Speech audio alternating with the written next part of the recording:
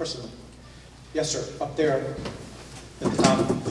Senator Murkowski, Hang on one second. He's going to bring you a mic. I don't need it. I'm loud. Bob needs the exercise.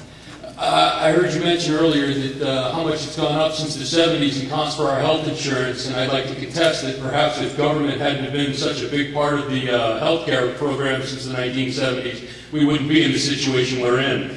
Government seems to like to play this red herring trick with us, where you stand here and tell us your idea, and the progressives stand there and give us their idea. Unfortunately, you're both selling us a deed to a pile of dew, because neither of you has a solution to the problem. All you really want to do is totally control our health care. If you would, the same system you were just talking about in Texas, let capitalism handle health care for the most part, and deal with the very extreme cases, which is a small percentage, the 88% of happy people in this country would be a lot happier. The faster we can get government out of our lives, the better off we're going to be. The only thing I really want from you tonight is to tell me two things. One, where in the Constitution is it, if you've read it lately, does it say that the government has any business in my damn health care and tell me what I can and can't do? And two, will you agree tonight never to sign another piece of legislation that goes far beyond what the enumerated powers of the Constitution says you have the right to do, which apparently 535 pigs at the trough have forgotten that they're supposed to do for us? I'd be happy to hear the answer to both of those questions. I'm happy to respond. Well, I happen to agree with you that government doesn't need to be in the business of healthcare.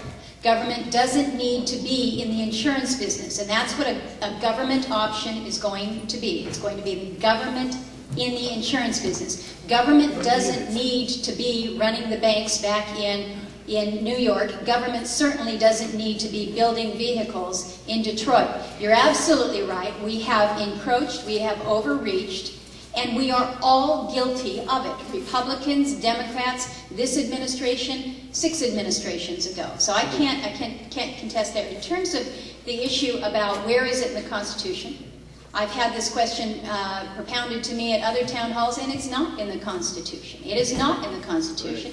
You talk about the enumerated powers. I will tell you, in the House version of the bill, and we don't know what the Senate version of the bill is going to be yet. We're still waiting for Harry Reid to unwrap it.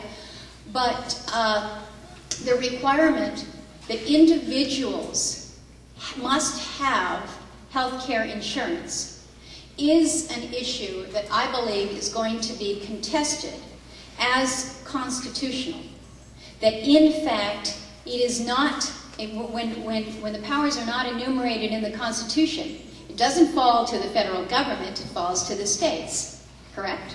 Correct. Correct. So, the big challenge that I think you're going to see as this moves forward is whether or not an individual mandate, as the House has passed out, even withstands constitutional scrutiny.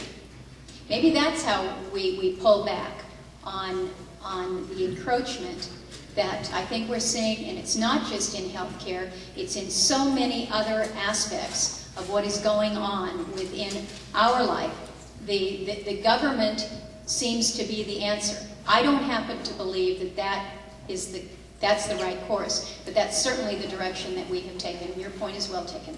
Second part of the point, will you agree to never sign a piece of legislation that is not constitutionally legal, or will we continue to see legislation waffle back and forth that you'll sign it? I'm just asking for you to give your word that you will not. If it's not constitutionally legal, I should never sign it. Should not. Will you not sign it? Not should not. Will you not sign it? Will you tell us tonight that you would never sign something like that? Why would I sign something that's not constitutional? I don't know. I'm asking you. Just say you won't, and I'll be the happiest guy in the room. What should I do? Should I make him happy? Yes.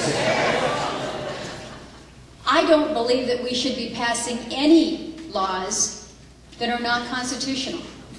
I can give you a story, but I won't. I will not vote for a law that is not constitutional. Thank you. That's what I wanted to hear. I'm my new hero. Well, lady back here, yes.